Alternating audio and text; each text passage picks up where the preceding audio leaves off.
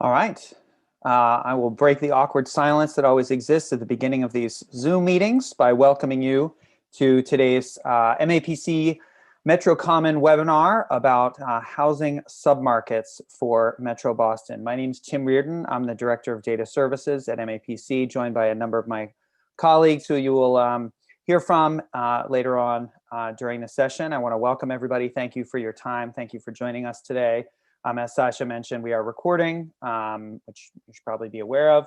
I want to thank everybody for being here at this this event, which is the sort of one in a series of events related to research and analysis that's going on as part of MAPC's Regional Plan MetroCommon 2030. Just so everybody knows, MAPC, the Metropolitan Area Planning Council, is the regional planning agency for 101 cities and towns in Metro Boston.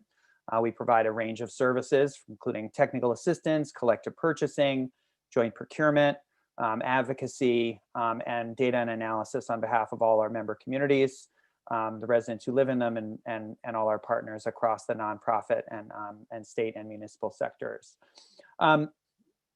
Right now, MAPC is doing what is arguably one of the most important things we do, and certainly one of the things which is MAPC's sort of sole purview, which is developing a regional plan for our entire metro area. Our plan is called MetroCommon 2050. It looks out 30 years out to the year 2050 to understand what the current issues in the region are, how those issues may change over the coming years, and what policies we need to put in place today and in the future to create a more equitable and sustainable and prosperous region for everyone. And so as part of that, our department, Data Services, has been doing a lot of research and data analysis to support that work. We know that Metro Boston is a very diverse set of communities and neighborhoods. It's diverse that are different demographically, physically, environmentally, politically. And an essential part of regional planning is being able to articulate all the differences and commonalities across the region, and then examining how each community and each neighborhood is affected by regional trends, and articulating the distinct role that each place has to play in creating a more sustainable and equitable future. About 15 years ago, as we were developing our prior regional plan, Metro Future, we developed something called community types, which is a framework of sort of municipal level framework that sought to go beyond the old dichotomy of cities versus suburbs that had dominated the regional planning discourse for much too long. And in doing so, we looked at a wide variety of characteristics of cities and towns in the region, in terms of demographics, development trends, build out capacity, various other things like that, and identified a much richer way of looking at the region, recognizing that the urban core is more than just Boston and Cambridge, recognizing that there's different kinds of cities and towns, different kinds of suburban towns, some that have really strong centers that you can build around and some that are much more dispersed, that there are regional centers that are really outside of that are orbiting around Boston and that don't really fit within the inner core but have important regional issues. And that framework of community types has ended up being a really important sort of way of thinking about policies in the region, about looking at indicators for how we're doing, and understanding how to plan for different contexts without having to do a tailor-made policy for all our 101 cities and towns and all of the neighborhoods that are within them. So that's been an incredibly useful framework for us, as well as for other policymakers and planners around the region. And as you know, as the data services director, I often get asked, well, could you do something like that at the neighborhood level? And when you start to get down to neighborhoods, it becomes more complicated because there's, for a variety of different reasons. And so there's a need to focus on specific characteristics or specific elements of what a framework for thinking about different types of neighborhoods would be. One thing that we recognized early in the process of developing MetroCommon was the heightened importance of the housing crisis in our region, even prior to the pandemic, the growing crisis of displacement, affordability, homelessness, segregation, overcrowding, a variety of different housing issues. And so one of the goals of our research agenda that we developed for the plan was to create a regional an assessment of different housing conditions within the region, which is what you'll hear about today, in order to help us target policies better, to understand different conditions, to plan for those, and to help articulate all these different commonalities and differences across the region. So this is a project that we've been working on for a couple of years. I want to acknowledge some of the important folks who are working on this, starting with Jessie Partridge, our Guerrero. Jessie is our manager of research in the data services department. You'll be hearing from her shortly for the presentation. And then also Saliki Flingai, who's no longer at MAPC, but was a prime mover in doing this analysis while he was with us and joining us at the webinar today. So just want to acknowledge their central role in this. And as well as a variety of other folks, Ryan Kelly, leader of our digital team, who's created the website, which Jessie will show you today, and Eric Hove, who's leading the MetroCommon planning process. The agenda for today is I will very shortly turn it over to Jessie for a presentation of the research findings. During that time, I'd encourage you to put any questions you have in the chat box, and we'll be fielding those, any factual sort of or clarifying questions in the chat to the extent that we can. We'll take maybe 5 minutes after Jessie's presentation to answer any clarifying questions about the research that we want to address verbally. And then we'll turn it over to Karina Oliver Milchman, who's our Chief of Housing and Neighborhood Development, who's going to be leading a panel discussion with 3 guests who she'll introduce. And then following the panel discussion, we'll have an opportunity for questions from the audience. And we will wrap up by 4 o'clock. So I think that is all that I've had to. I think that's what I needed to cover. I want to thank you again for joining us today. Again, please feel free to drop any questions in the chat, and we'll be monitoring that. And at this time, I would like to turn it over to Jessie Partridge Guerrero to tell you about Metro Boston's housing submarkets. Thanks, Tim. Hi, everyone. So nice to see some of your faces and all of your names. Thank you for joining us this afternoon. Let me get my screen shared.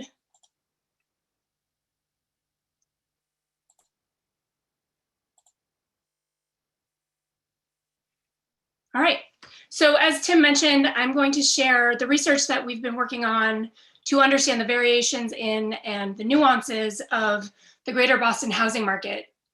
This research is part of our MetroCommon research agenda, as Tim mentioned, and we hope it can be useful in working together towards more affordable, more stable, and more just housing conditions for the region. Tim mentioned if you do have any clarifying questions, just put them in the chat, and we'll try to take some time to answer them if we don't answer them in the chat during my presentation.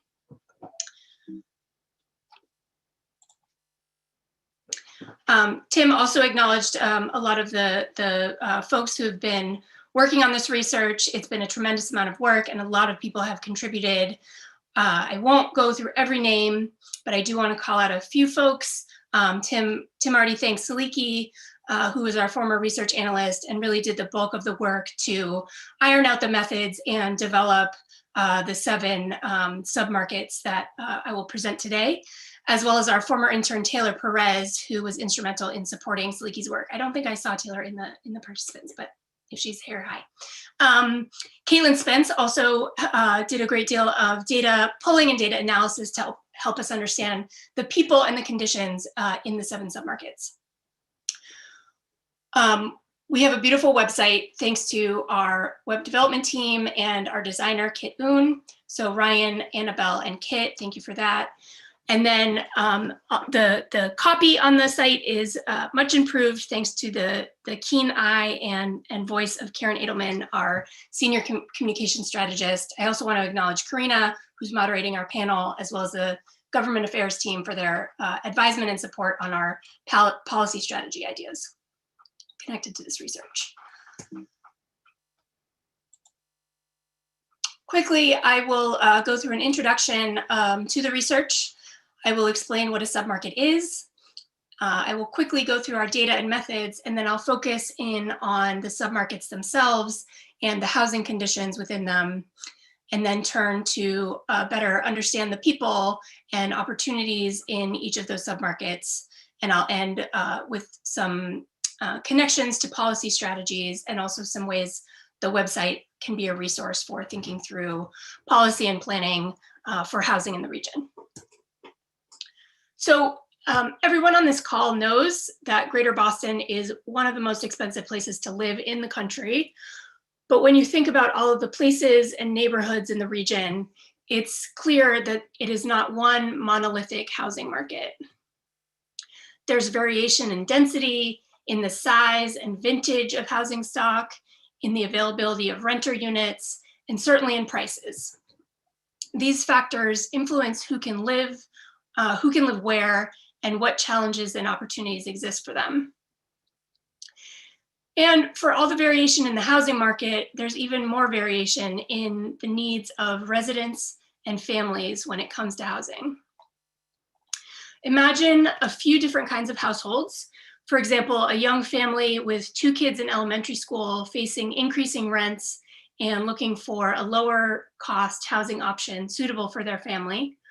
Another, a recent college graduate leaving campus and hoping to stay in the region.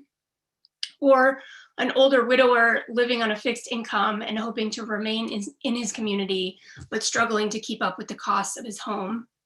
Or a wealthy couple expecting their second child and looking for a bigger house with more acreage. Each of these households has different housing needs and different housing wants, and each one should be able to find suitable and stable housing that offers them comfort and opportunity. Yet, the reality in the region is that there are many areas of Greater Boston that are inaccessible to anyone but the very wealthy, and opportunities and outcomes vary a great deal from one neighborhood to the next.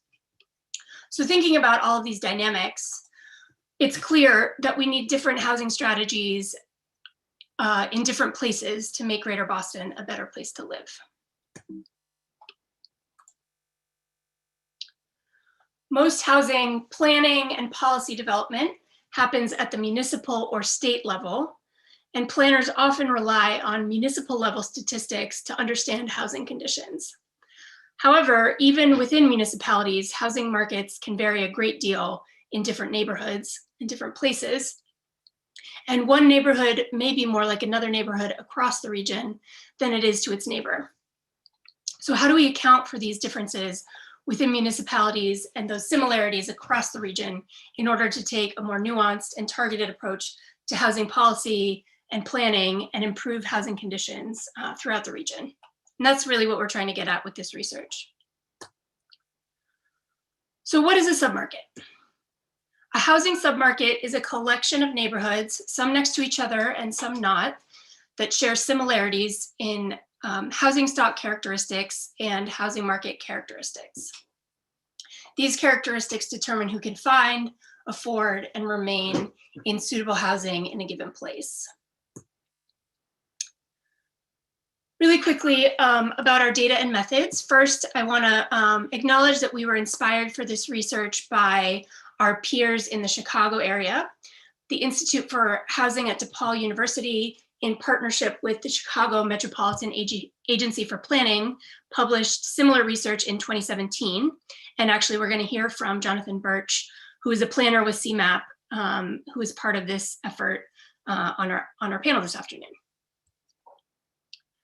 So the data we used for our research to characterize the housing market is here on this slide, organized into 4 buckets, thinking about the housing stock characteristics in the region, prices, including sale and rent prices, market forces, including business buyers and foreclosures, and change across a number of these variables over time.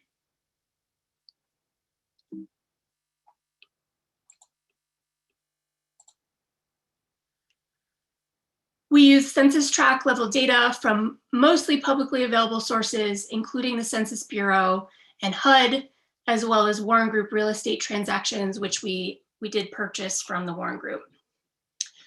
The submarkets were identified using a latent profile analysis, or an LPA, which is a statistical classification method that groups units, which in our case are census tracts, that are similar to each other based on their characteristics, which for this research are the variables that I showed in that last slide.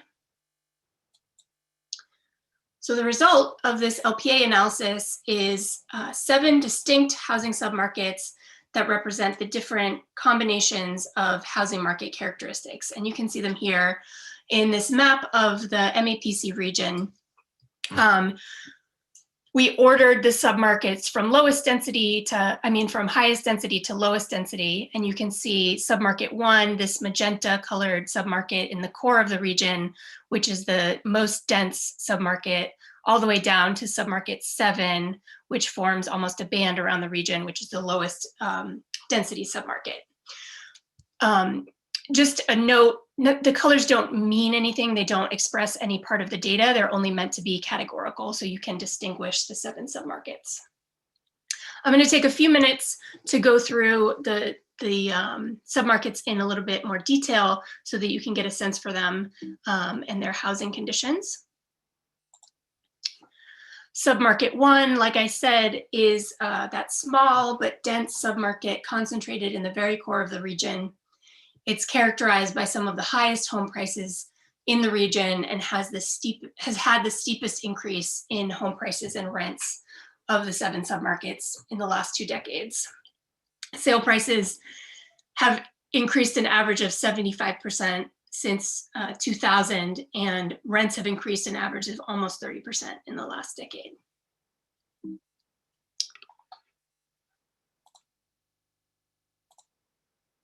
Submarket 2 is the second most dense submarket. It's characterized by lower housing costs and the highest renter share of the submarkets. More than 3/4 of housing units are renter occupied. It also experiences high rates of foreclosure and cash sales, and it has the highest average rate of business buyers. Almost 20% of home sales in submarket 2 have been to a business buyer. Submarket 2 can be found in neighborhoods of Boston, like Roxbury and Mattapan, as well as areas of downtown Lynn, Chelsea, Lower Framingham, and other places around the region. Submarket 3 is comprised of moderate density urban centers, and it has the oldest housing stock in the region on average. And the majority of housing in submarket 3 is in small multifamily homes. So duplexes, triple deckers, and 4 families make up more than half of the housing stock in the submarket. It can be found in areas of Dorchester, Somerville, parts of Salem, parts of Marlborough, parts of Quincy. Submarket 4 is a lower density mix of suburban and regional urban centers characterized by older housing stock, low housing costs, and minimal change in rents. And it's had the slowest growth of the submarkets. It's distributed throughout the region and is found in places, areas of Gloucester, Ipswich, Maynard, Foxborough, Rockland, and also parts of southern Boston like West Roxbury and Hyde Park. Submarket 5 is the highest cost submarket in the region. It's found in low density suburban areas, such as areas of Lexington and Weston, and parts of older streetcar suburbs like Brookline and Newton. Average home sale prices in submarket 5 approach $1 million, which is just shows how expensive it is. It has the lowest share of renters of the submarkets, and that share has actually declined in the last decade. Submarket 6 is a low density suburban submarket with low housing costs, but relatively low housing costs in terms of sales, but relatively high rents. It has the newest housing stock on average and has seen rapid increases in density, rents, and renter households. An average of about 40% of housing units are renter occupied in this submarket, which is an increase of 18% over the last decade. It's found in lower density areas just outside established regional centers, like parts of Peabody, Marlborough, Randolph, and Hingham.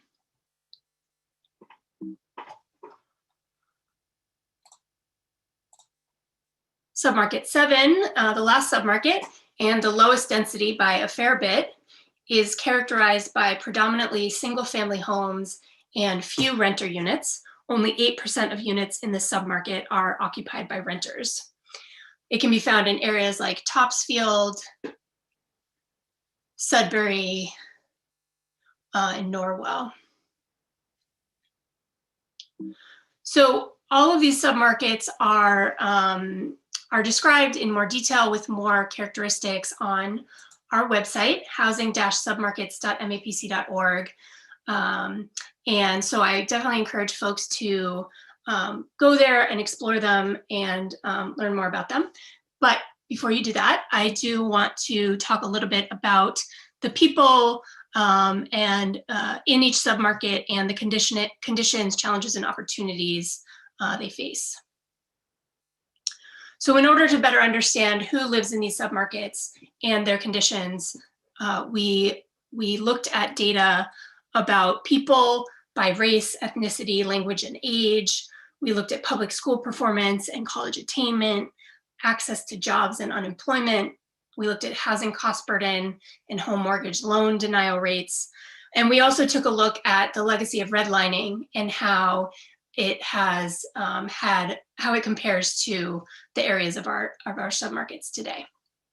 So I'm going to only touch on a few of these elements, but again, they're described in more detail on our website for each of the 7 submarkets. So first, talking about people, it's not news to anyone on this call that Greater Boston is a segregated region. This chart illustrates what the region's racial segregation looks like for these 7 submarkets. I will explain this chart a little bit just because I have a few of them. So if you're not familiar with them, box plot, it's called a box plot, and box plots are useful for understanding the distribution of values across different groups. In this case, they represent the distribution of census tracts within each submarket, looking at the share of the population in this chart that is white in each submarket. So first, notice that the submarkets are aligned here on the x-axis, ranging from our highest density submarket 1 to lowest density submarket 2. And on the y-axis, we have the percent of the population in each census tract that is white. In order to read the plot, a few things to note. One, the top of this whisker here is the maximum value census tract, or the census tract with the highest value. The lowest part is the census tract with the lowest value. The box, the shaded box, represents the 25th percentile through the 75th percentile of census tracts. And most importantly, the white line through the middle of the box represents the median, and that's what I'll mostly talk about. So what we can see in this chart is that generally the urban markets, the urban submarkets, submarkets 1, 2, and 3, are more diverse racially, and that submarket 2 has the highest share of people of color, or the lowest share of white residents. The median white population share is about 30%, 35%. And the highest share of white residents is seen in submarket 7, with close to 90% white residents as a median. We also looked at public school performance, recognizing that test scores are not a perfect measure of school performance or opportunity, but they do often influence where families move, especially if they have the means to choose. And what we can see, it's a little bit hard because the medians are actually at the bottom of these for these first two, submarkets 1 and submarket 2. But what this means is that the median public school MCAS, in this case, math test scores are the lowest on average for the 7 submarkets. And in comparison, the highest math MCAS scores are in submarket 5. And they tend to be higher, again, looking at the more suburban submarkets overall. We also looked to understand the housing conditions. We looked at severe housing cost burden, which means a household that pays more than half of their income on housing costs. And you can see pretty clearly here that submarket 2, that dense, lower priced submarket has the highest average share of severe housing cost burden. Over a quarter of households in submarket 2 are paying more than half their income on rent or housing costs. And despite the fact that submarket 2 is on the lower end when it comes to prices, it's seen those escalating prices, and the prices are still too high. And a lot of folks are still not able to afford housing in submarket 2.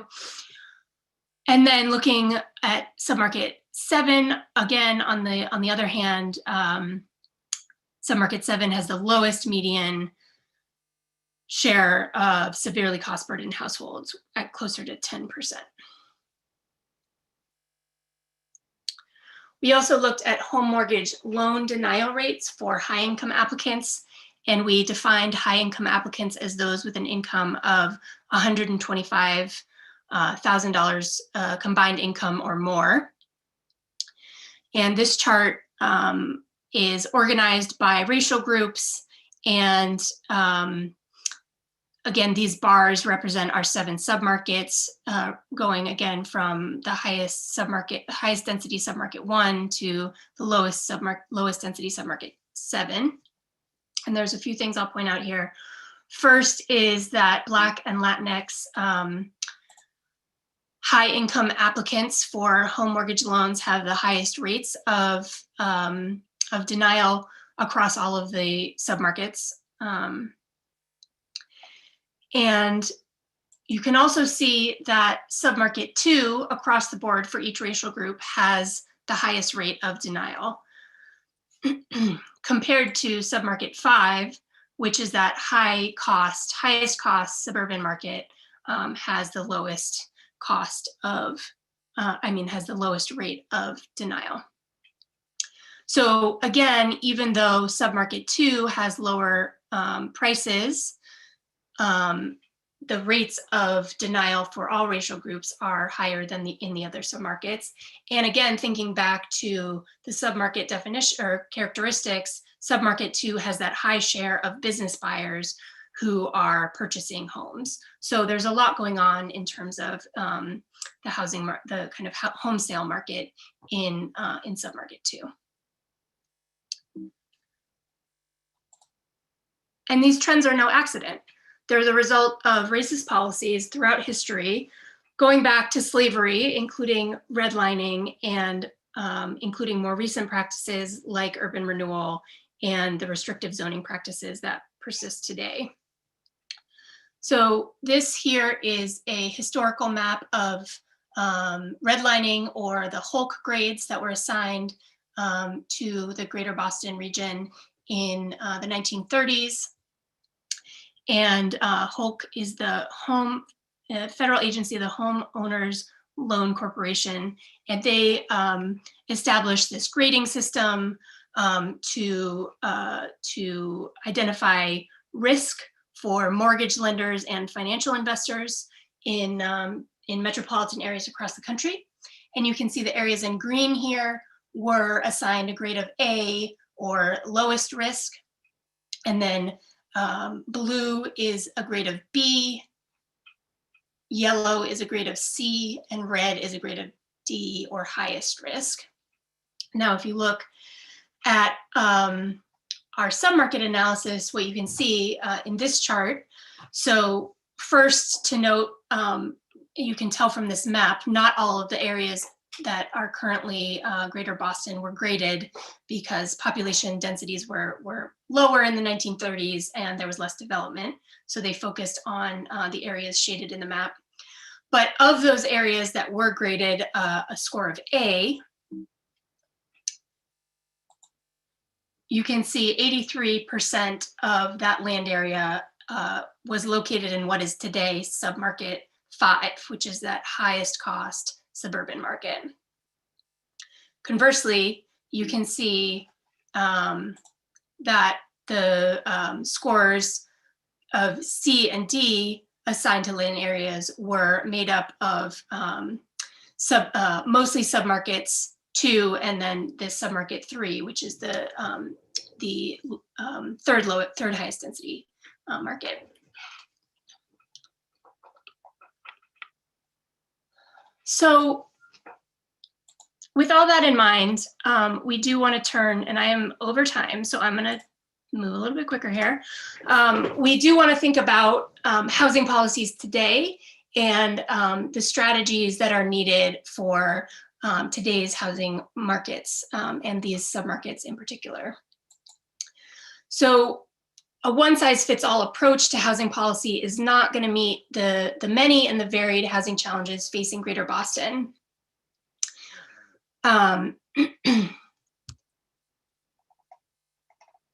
This chart, which is more interactive on our website, you can check it out on the website on the policy strategies page, identifies the types of housing strategies that we think are important today, from housing stability protections to community ownership of land to multifamily production strategies.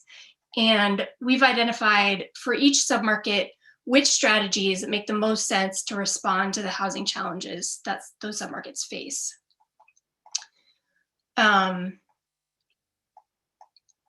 So for example, in the places with the most renters, and especially those that are experiencing increases in rents, tenant protections are critical. But in places where little rental housing exists today, the focus needs to be on the production of accessible multifamily rental units. And those are just kind of 2 examples of how the needs are different in different places and they require different interventions. On the website, you can also explore your own municipality or a municipality you're interested in, and the submarkets that are within it. The website will show you the share of households that live in each submarket in the municipality. It'll also outline the kinds of housing strategies we think make the most sense for the submarket mix in that municipality. So finally, I just want to end with some concluding thoughts about how we hope this research and website will be used by housing advocates, researchers, and policymakers, as well as planners, and by our own colleagues within MAPC. So we hope it provides a regional picture of housing dynamics and a way for local stakeholders to better understand housing market dynamics within their own municipalities. We also want to foster connections between local stakeholders grappling with similar challenges to their peers across the region to share ideas and strategies. We hope this research can facilitate the creation and implementation of targeted policy responses and community development strategies. And we also hope to enable research that is relevant to the needs and challenges of each submarket. Ultimately, we hope it can be a resource for making better housing policy for a better Greater Boston. Thank you. That's it about our research. So let me end here. Stop sharing my screen. And let's see. How was the conversation in the chat? I think we've had some clarifying questions in the chat, which I think have been addressed. I think there's been a number of comments about redlining, which I think are worth discussing, but probably in the panel discussion, because that's obviously a rich and complex topic, and one with a lot of. So I don't think we should sort of qualifies as a clarifying question right now.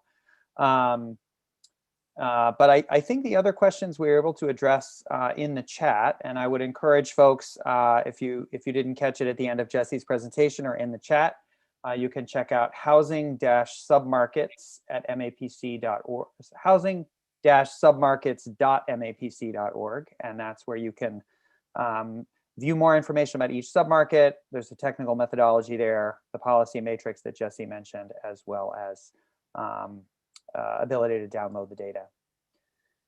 So having not seen any other clarifying questions, I'd like to turn it over to Karina Oliver-Milchman, who's going to introduce our panelists and facilitate a discussion and get their reaction to this work from a variety of different perspectives. And I really appreciate the three of them joining us today. So Karina, let me turn it over to you.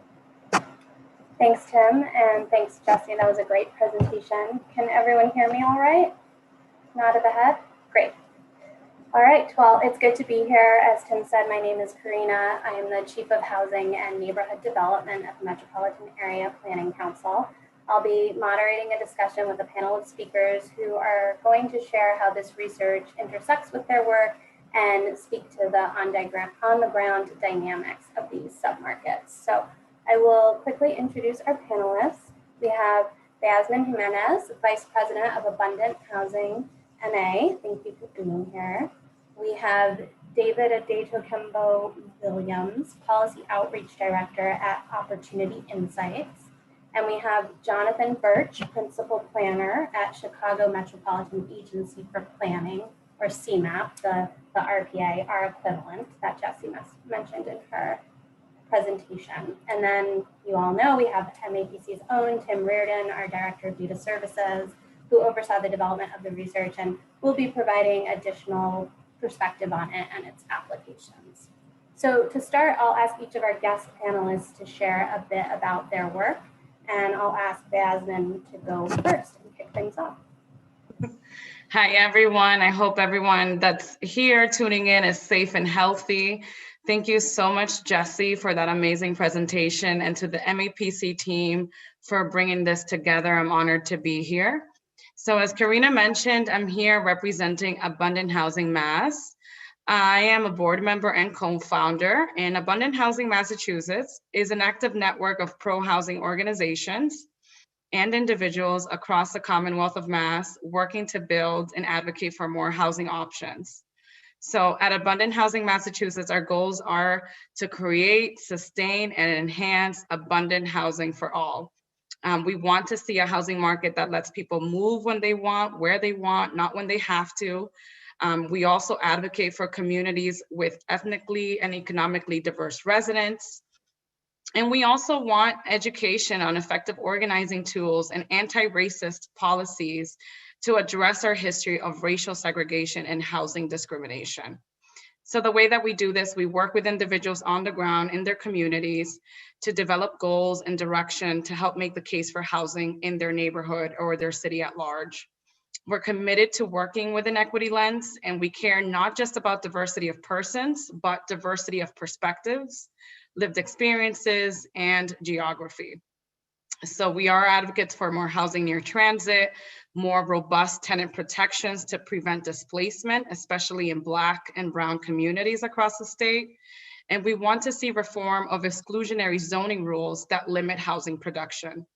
So we do believe that, when communities, builders, public leadership, and planners come together in good faith to find positive solutions, we can address our housing and affordability crisis while minimizing negative impacts in our Commonwealth. So today's presentation and research really helps us make the case for housing at each of these communities. It's really why we're doing this work. We officially launched our network last year as a 501c4, but we have been organizing and making good trouble since 2018, when we organized the Pro Housing Conference YIMBY Town, which brought more than 250 voices from across the country to discuss a path forward for housing. So we knew then what we know now, which is that housing is a human rights issue, housing is a racial justice issue, and the core of many of our societal ills. Your zip code can determine your health, your education and job opportunities, and even your morbidity. And in 50 years after the passage of the Federal Fair Housing Act, much of the housing we have in Massachusetts is still largely segregated by income and race. That is just a fact. It's not something to argue about. So I'm excited to be here today in community with all of you to discuss ways for us to advance the pro-housing agenda in Massachusetts, how we can use these tools at our disposal, and how we can work together with equity at the center. Thank you. So happy to have you here today. And we'll turn to David now. David, if you wouldn't mind introducing your work a bit. Wonderful, absolutely. I'm very happy to be here with everyone today. It's always really exciting to get to talk about these issues from a regional perspective, which I think is really important. Also want to give a shout out to Karina, our moderator, for saying my full name in the introduction, David Adetokunbo Williams. Once again, I serve as the Director of Policy Outreach for Opportunity Insights. We're a research and policy institute that's based at Harvard, and our specialty is using scientific inquiry, specifically big data, to study issues of economic mobility and economic opportunity.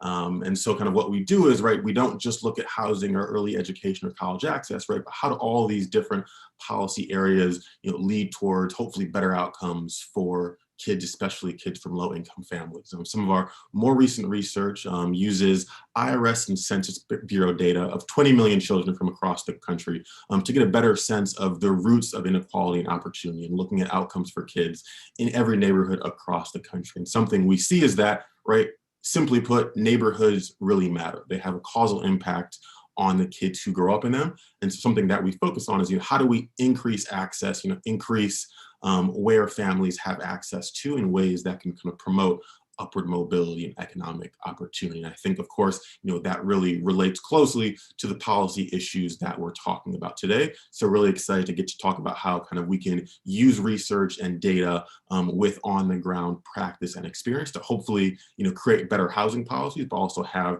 real long-term impact that can change lives. Great, thank you, David, and thank you for being here. And then we'll go over to Jonathan. Sure. So hello, everyone. My name is Jonathan Burch with the Chicago Metropolitan Agency for Planning, also known as CMAP.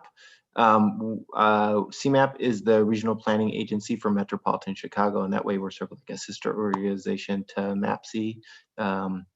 I would just like to say thank you to everyone for letting me be here today. It's always exciting to see the great work that's been done by the MAPC and the team here, and it's great to be part of this event.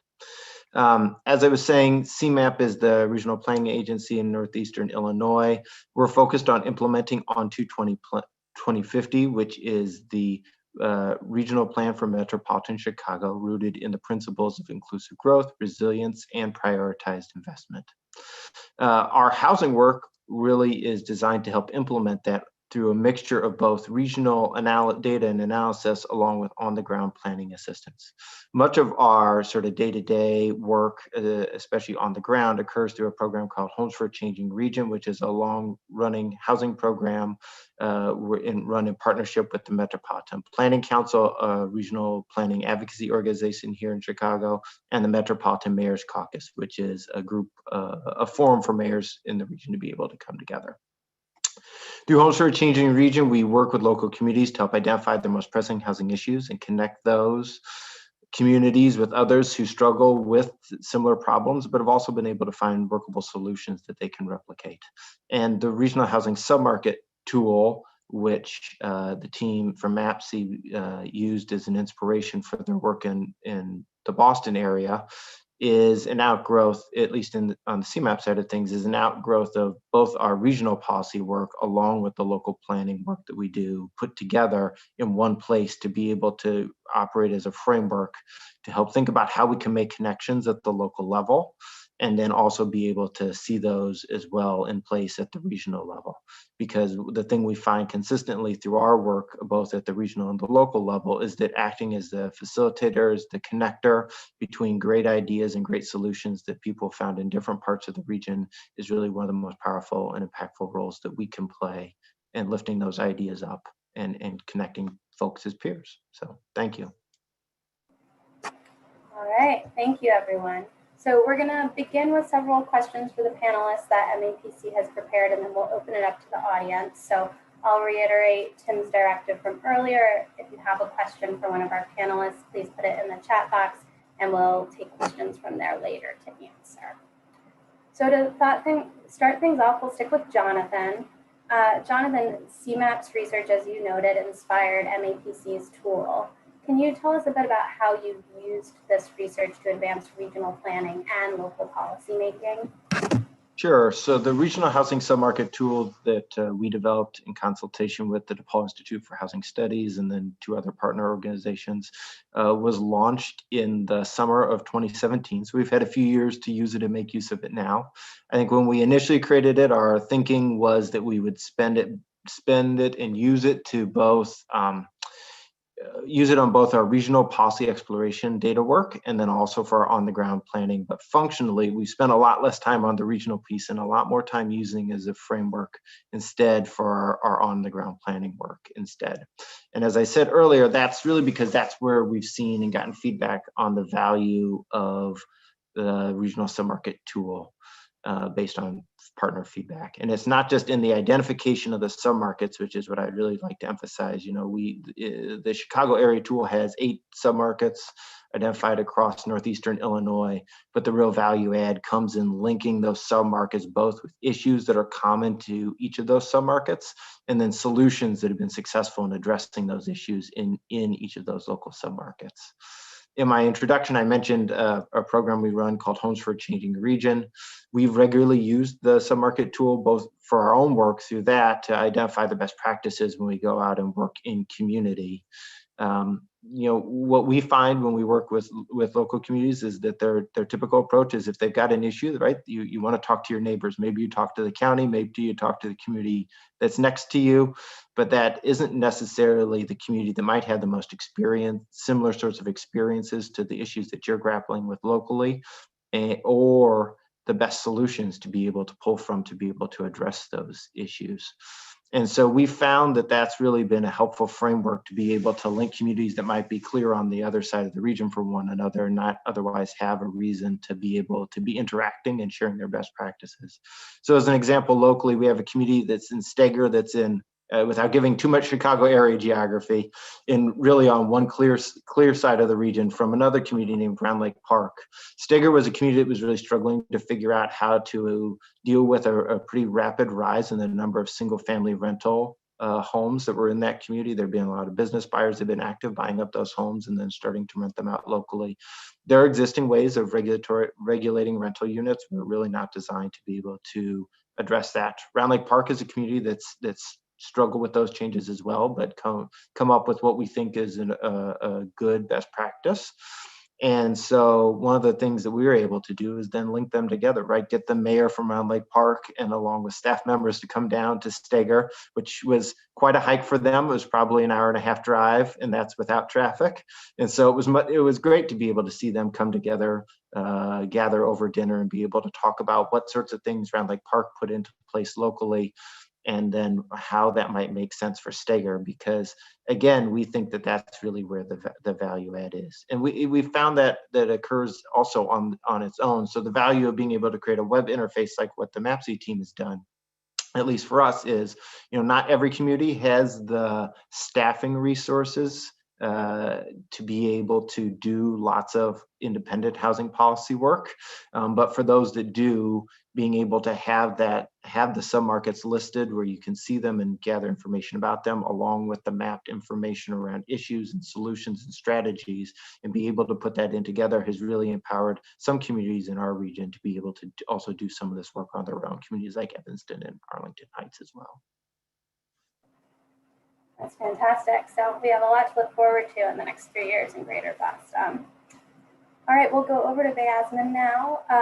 This research shows the patterns of redlining within these submarkets, as Jessie indicated in her presentation. And there was a lot of chit chat about this in the chat so far, so I want to return to it. Can you talk a little bit about why it's important to discuss historical policies like redlining within this context and as part of policy discussions today? Absolutely. This is a topic that we really shouldn't shy about. And I know that perhaps it's much easier to stick to the numbers and stick to the data, but I'm very happy that Jessie and her team made this a point to really follow up on and really dig into. I will have to say one of the areas, as an urban planning professional myself, the urban planning profession has been on the wrong side of equity and the advancement of racial equality. By addressing the history of redlining and segregation in our communities, we start to undo some of that history. So we are, again, finding ways to really think about how our planning decisions today affect people tomorrow. And we have to be able to really point at how we got here in order to undo some of those same practices. And one of my favorite authors, who now we're lucky to have in Boston, Dr. Ibram Kendi, his whole phrase is, if it's not anti-racist, then it is racist. And regardless of the outcome, regardless of the impact, if it's not actively working to dismantle white supremacy and racism, then it is doing exactly that, whether it's activating it, whether it's allowing it to sit and continue to fester, regardless of the intention. If it's not anti-racist, it is racist. So when we start to address this as an urban planning community, as academics and planning professionals and public leaders, we start to really understand how communities of color have root shock when it comes to development practices, because they have often been at the helm when their communities have been destroyed, whether through mass infrastructure projects that often destroyed Black and Brown communities that were thriving. We're seeing that generational trauma really playing out today. And oftentimes people do have a knee-jerk reaction when they see a development project coming up in their neighborhood, because they can trace back to this history of their own neighborhood being dismantled, being displaced from forces outside of their own. So really starting to think about how we can approach housing with a racial equity lens. We can then start to end discriminatory practices and make space to reimagine a future where housing is abundant, where housing is not a commodity, but a human right.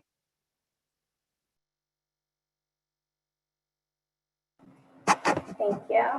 And I just want to stay on this subject for a minute and turn to David and ask how you think present day housing policy can mitigate the ongoing impacts of redlining and other policies, either with similar intents or similar impacts.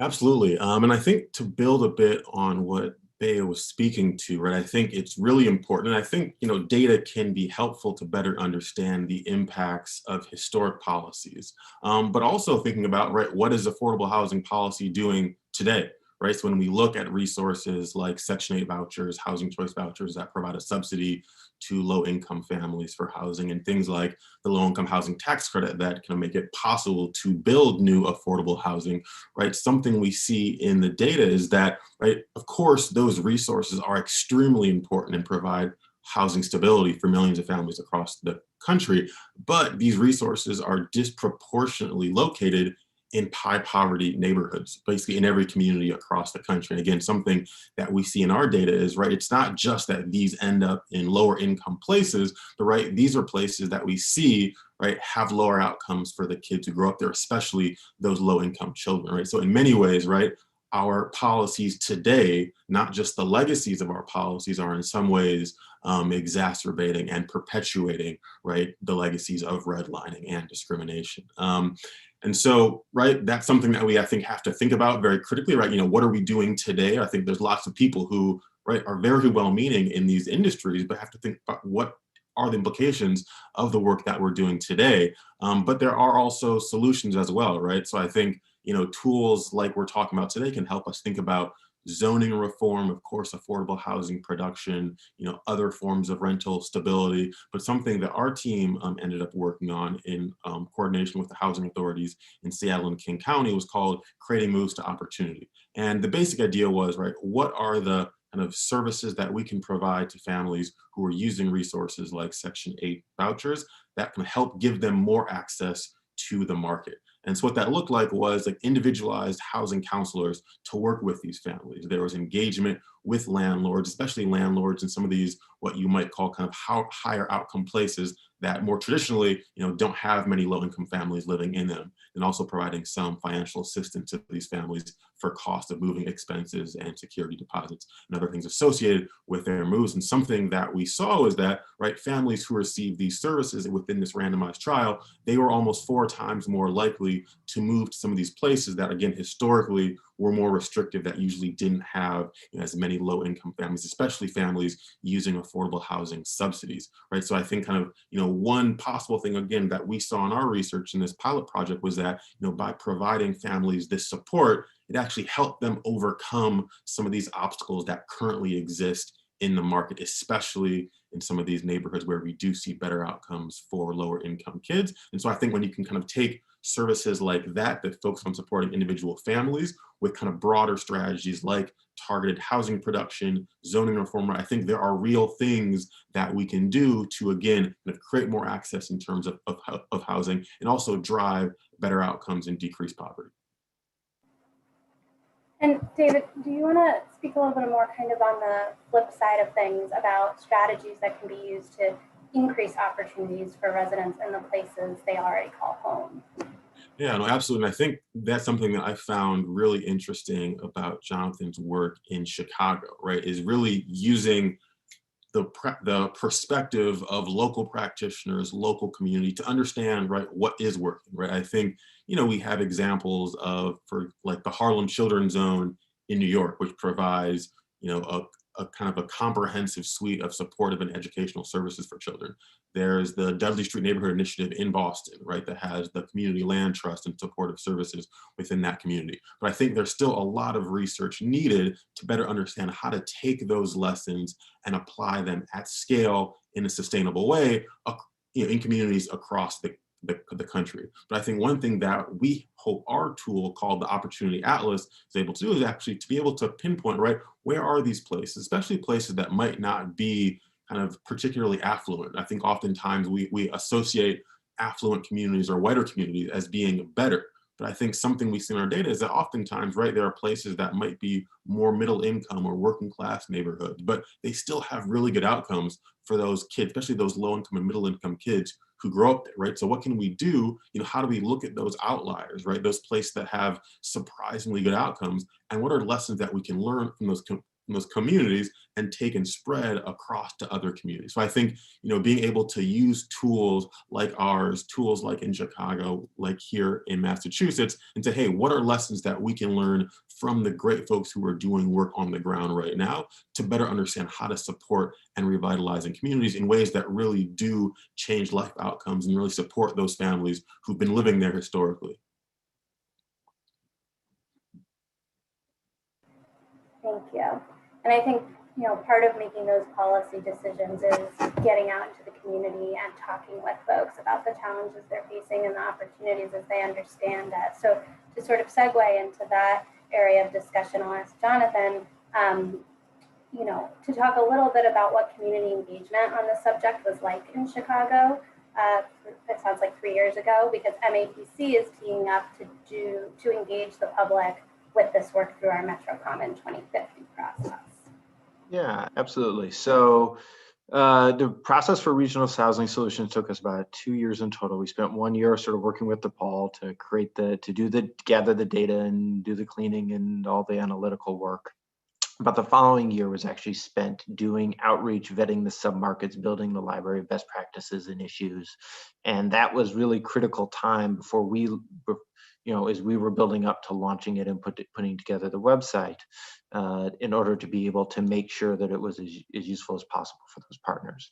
So we had some important building blocks that were already in place when we went into that. The first is that the program I mentioned for Homes for a Changing Region is one that even prior to the launch of the Regional Housing Submarkets website in the Chicago area had already been going on for over a decade, and we had worked with about 45 different communities across the region. And so from that, we already had a pretty rich understanding of issues in different communities and different parts of communities across the region, along with a host of issues that folks had tried over the years, some good, some bad, some worked well, some didn't.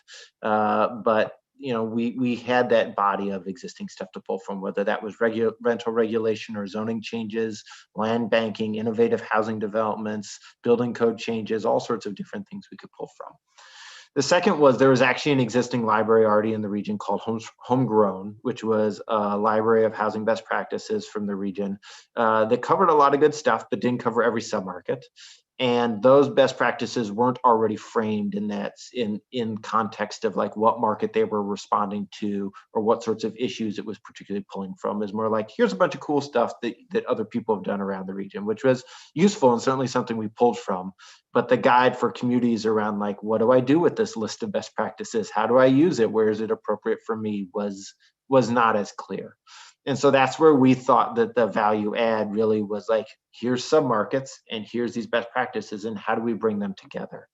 And so in order to do that, we built on those existing tools and building blocks that were out there. But then we spent a lot of time doing outreach and focus groups around the region with a whole bunch of different types of partners. So we met with municipalities, we met with nonprofits, we met with housing developers and community groups and realtors and market analysts and all sorts of folks to both give us things, one, like, did it make sense? Are these does this match your understanding of what you see in the region when you're out there? Does this make sense for your community? Is this something you see there? When you look at this data, how does that play out in the issues that you're grappling with on the ground? What sorts of things have you tried locally that have worked or haven't worked, and why do you think they've worked or why not? And then from that, then being able to build out that library of both tools and issues and linking them together across those submarkets, and that really being the value add. But of course, the thing is then how do you keep it moving? And that's where like the other piece of being able to connect it back to continual on the ground planning work in communities across the region with housing issues was really critical, because that's the way you keep getting information like, do the submarkets still make sense? What other cool things are people innovating beyond this snapshot from 2017? Okay, thank you. Beyazmin, turning back to you, because you have a lot of experience talking about housing and housing policy with a variety of people in different places around the region. Can you tell us about how we can share this research with the public so that it feels personal and relevant and useful? Absolutely, that's a great question. And I loved hearing Jonathan's experience, and that just warms my heart, because I do think community engagement has to be a key part of this. One of the ways is really, we just have to find ways to make this data easily available, readable, and digestible to the layman person. I know many of us on this call can be truly nerds for the numbers and the data. Obviously, you're here today, you must be a nerd. But unfortunately, when we hear from pro-housing activists who are speaking up in their community forums, they're facing hostile conditions in their public meetings and neighborhood association gatherings, and folks don't want to hear the facts. We're living in an era where folks are overwhelmed by the news. They are leaning more into their knee-jerk reactions than they do in taking the time to analyze information from a purely factual standpoint. That's just is what it is. So what do we do? I guess one of the things that I've been kind of leaning into more recently is we need to use our stories. We need to tell our personal narratives. I love when Jesse started the presentation and just focused on the different housing needs, and the people behind those needs is really the key to bringing people together in community so that we can build the housing that each of our cities and neighborhoods deserve. So by telling our personal narratives and asking, why does housing matter to you? Right? Like I can say, well, it matters to me because I'm a first generation Black Latina who grew up in Section 8 housing. I know firsthand how poor housing conditions can harm a family. That's why I lead in this space. I care about housing because I don't want other families to experience the discrimination my family faced growing up. That's a much different conversation, and it allows people to be vulnerable and really open up a conversation. So let's do better about telling our stories and using the tremendous, effective tools that your team has brought together and others. But let's make it personal because housing is deeply personal. And let's find ways to center the voices of those most affected by these issues. Finally, I will say the burden is on us. The burden is on us, the planners, the academics, the public leaders, to find these stories, to center them and make them heard. We can use the data to guide us, but we will need real people power to get us back in order. Thank you. Thanks for sharing. While I have you, a quick follow-up question. Would you take the same approach whether you were counseling someone on how to engage with their neighbors at a public meeting or engage with their elected or appointed officials in a different setting? Yeah, that's a great point. I would say our elected officials really need to step up on housing. Housing must be a top priority in every city and town in Massachusetts. Housing doesn't stop where your city limits end. We need regional approaches that are planning for the future in the communities that we want to see growing and thriving. Abundant housing options allows us to become the truly progressive state that we want to be, not just in folklore and urban legend. But with housing, we can lead a conversation on racial equity. We can lead a conversation on climate justice. We can lead a conversation on health equity because housing touches all of those topics. So I guess I would probably take a different approach with elected officials because I do feel that they carry a heavier responsibility. But I've seen firsthand how sharing your personal housing story with your neighbor, with your neighborhood association, it can help, and it can help open people up a little bit more. Thanks. All right, going over to David now, and then I'll take a couple questions from the chat box. David, how do you think this research could help facilitate conversations about the right policies in the right places? So more targeted housing responses. Yeah, so I think 2 points. I think one is the data can be helpful in really highlighting the local nature of a lot of these policies, right? How we see, differences in terms of the housing stock or kind of like the state of the housing market, but also in terms of long-term outcomes and opportunity for kids, really kind of at a neighborhood by neighborhood level. And I think, whether it's about increasing access or making sure that we're focused on ensuring there's no displacement as neighborhoods change, right? I think being able to dive deep on that granular level, I think can be very helpful because I think, right, people understand their neighborhoods at that very local level. So being able to understand it from that respect, I think can be very helpful. I think also, to a point that, Bea was making as well, is that, right, I think that using data can also help reinforce that storytelling, right? So I think, people oftentimes don't want to listen to the facts. And so I think you can't just have the data as what's driving the conversation. But I think also if you can use data to reinforce those stories, it can make sure that people don't just dismiss those stories as anecdote, right? If someone can really provide their perspective and really kind of show why something matters, but then have the data to back it up and show why that story is representative and really can lead towards solutions. I think when we bring those two things together, I think it can be really powerful. So I think kind of both, using the data and the research to highlight what really works, what drives better outcomes, what can create more housing access with the real people behind those stories, right? Who is the person that benefits when you create more housing in this neighborhood? Who's the person that benefits when they're not being displaced from their neighborhood? I think bringing those two things together, I think really helps open up a path towards something really powerful. Thank you. And do either of our other panelists want to comment on that last question about targeted policy solutions? Otherwise, I'll go on to our audience questions.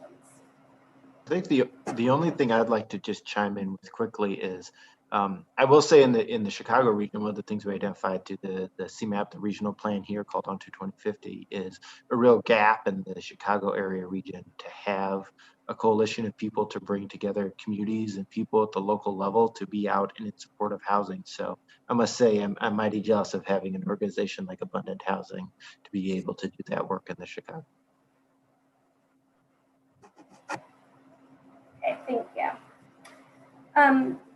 So our analysis shows that the share of non-white residents varies pretty widely across the submarkets. And so one of our attendees has the question, what can policies at the municipal and state level do to pursue substantially reduced residential segregation across the region? And that's open for anyone who wants to, any of the panelists who want to jump in. I mean, so I can give, one example. I mean, like this, I mentioned it during some of the previous questions, but kind of our work in the Creating Moves to Opportunity pilot program, I think one thing we see, especially with families using housing choice vouchers, is that Black families specifically face even more obstacles in the housing market when they're looking for apartments, looking to rent homes for their family. And I think we saw similar disparities in rates of moving to higher outcome neighborhoods in our communities that we were working in Seattle and King County for those families who didn't receive those services. But for those families that received those services, it helped all families, regardless of race, move to these higher opportunity places. But Black families specifically, like we saw a very high impact on kind of where they had access to, right? I think, oftentimes, right, landlords, for whatever reason, they might be hesitant to work with housing authorities as organizations or with families using housing choice vouchers. I think racial discrimination and bias plays into that as well. I think when there was a housing counselor who helped families navigate that process, either by helping them avoid those landlords who had that bias or work through these issues, I think, again, that individualized support kind of really seemed to help families regardless of color, but also especially for Black families, kind of help create access to these neighborhoods, oftentimes neighborhoods, right, that are some of those places that have been historically more restrictive. So I think that is one example of providing that one-on-one support for families, I think has demonstrated to be a real high impact way of helping integrate communities. Beyazmin or Jonathan, do you want to add to that? All right. I'm going to ask another question. This is sort of a combination. Karina, I might jump in there as well. Sure, in addition to the guidance, is actually having the homes available in high opportunity communities. I mean, and our panelists have already spoke to this, and obviously it's a big emphasis of MAPC. So creating opportunities for multifamily housing, for rental housing, especially in those submarkets where there's a dearth of that right now.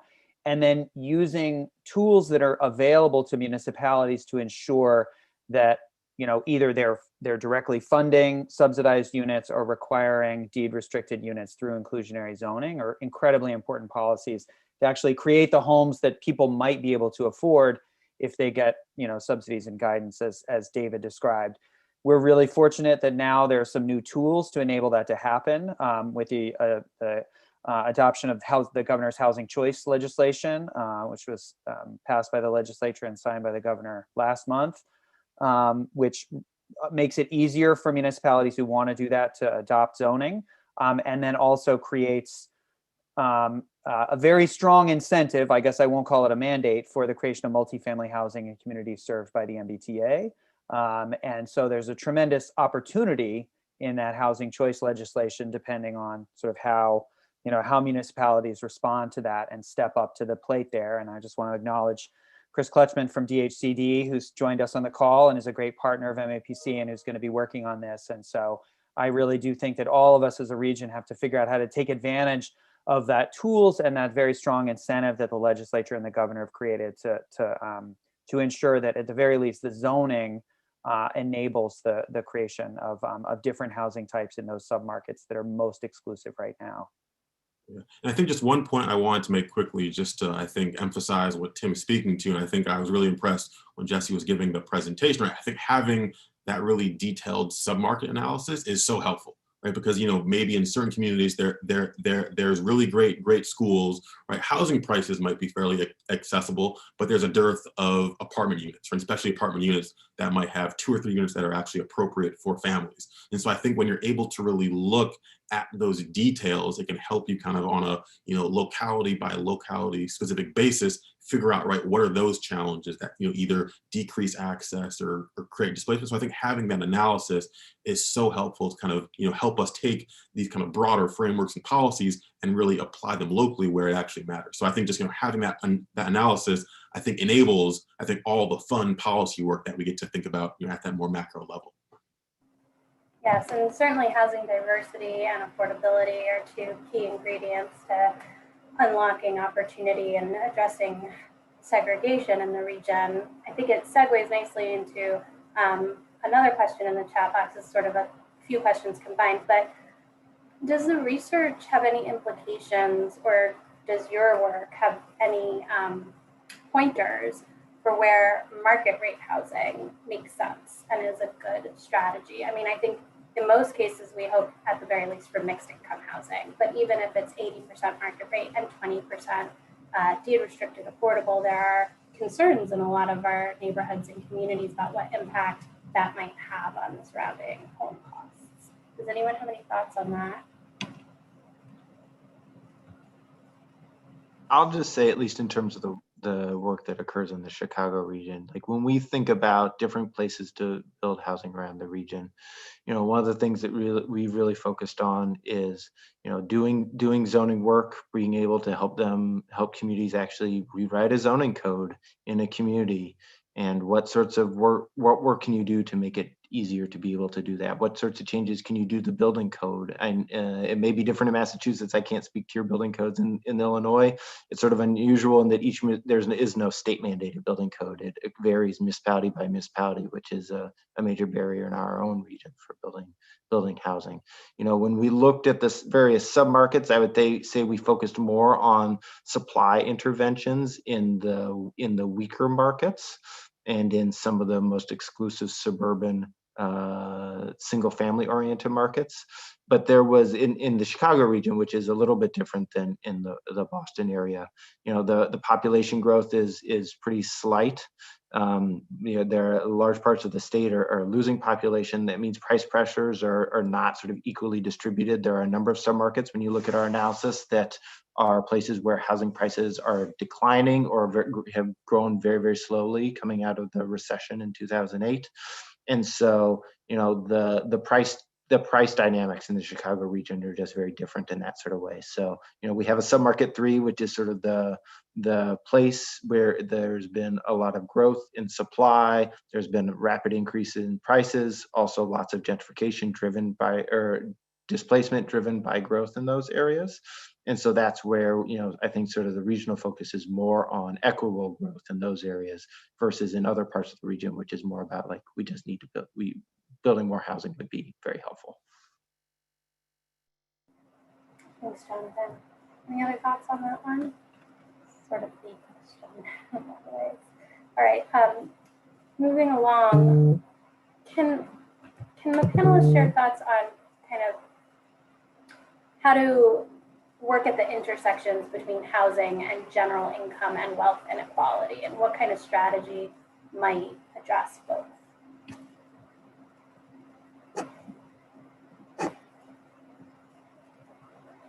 I can jump in here. Okay. I think that there's a statistic that is often quoted, and I know at this point it might be much worse, and it's the one around $8 or something like that, and $250,000 for a white family. But I do think homeownership plays a big key in wealth creation.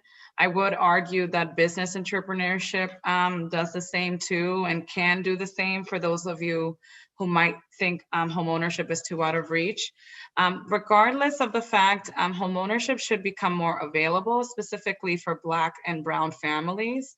I love the new initiative that Mass Housing is piloting, and I think The city of Boston has its Stash program, which helps support first-generation buyers from the city of Boston. That's another key tool to combat displacement, and it allows families to really lay roots here in the city and neighborhood that they love, and help them start a family, start wealth creation through homeownership. So whatever we can do to get more Black and Brown people in our communities and get them to feel supported and that they belong here, the better for all of us.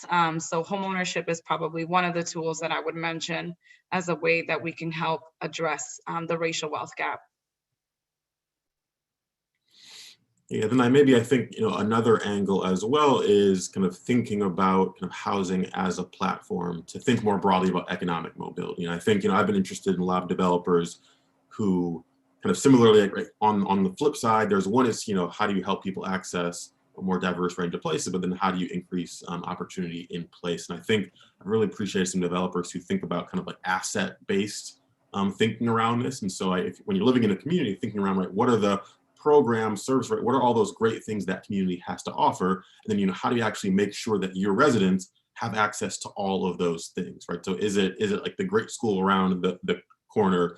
Is it that community center? Is it kind of this suite of services and programs, right? They don't necessarily all have to be housed, right, in a particular development, but, might it be a property manager or support staff who really helps connect residents with all those resources that already exist in that community. I also think that there are probably like a range of interesting things that could be done to also kind of just help build community as well, right? I think, research really points to neighborhood cohesion, right? People being able to form relationships across lines of race and class, I think is increasingly starting to like show that that really has impacts on long-term outcomes. So how do we kind of both, kind of increase access to all those assets in the community while also kind of helping build cohesion within, and I think housing can be a really great platform to do that.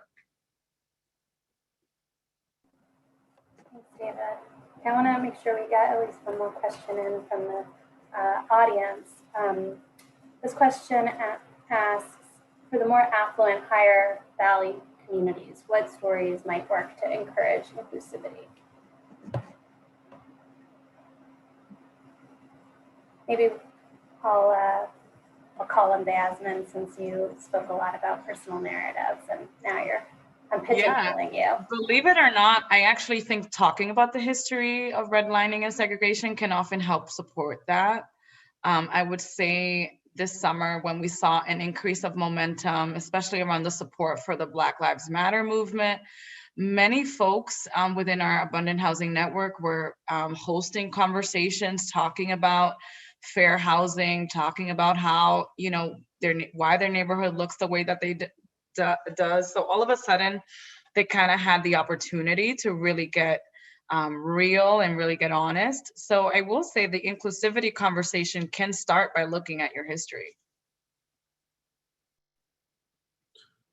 And maybe to add too, I mean, maybe it's me being optimistic, but I think sometimes like speaking to the impact that housing really has, right? So it's not just, we want to build a few more units in your neighborhood and block your view, right? That's not the point, but showing that, right, by increasing access, by especially for, again, these vulnerable families, low-income families, right? Like, it has a tangible impact, right? This is a real way to increase opportunity. I think, especially I think, in the world of Black Lives Matter and people, I think, being more aware of some of these things, I think many of us have been aware of for a very long time. I think by being able to point to concrete solutions that, again, it's not just about building brick and mortar, but really like building lives and building opportunity. Again, maybe I'm a little optimistic on this front, but I think that can at least bridge some of these conversations and help people realize why these policies are really important. I think not just to their neighborhood, but I think our communities more broadly.